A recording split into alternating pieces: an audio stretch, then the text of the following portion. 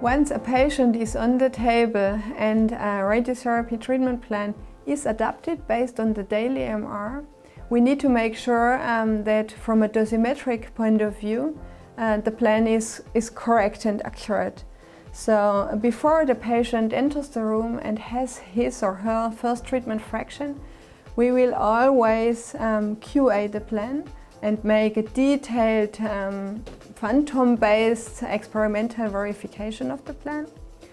in order to be sure that with the general aspects of the plan everything is correct. If then a patient comes to a daily adaptive treatment fraction and the plan is adapted, is recalculated, this takes 2 to 3 minutes, in order to make sure that the monitor units, the dosimetry and all the plan parameters are correct.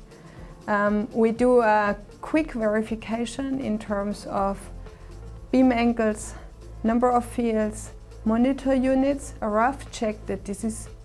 in between plus minus 10%. In our institution here in Tübingen, we have implemented an independent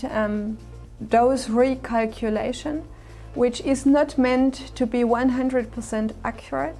but which is more meant to be a dose or a monitor unit check. So we have generated a beam model of Unity, which does not consider the magnetic field, so it's for B equals 0 Tesla, but can then recalculate all segments and monitor units, and with this we have a very good independent check of integrity of this plan. If then we can sort of say, yes, this plan is good, we would directly approve the plan and send it to the LINAC in order to be irradiated.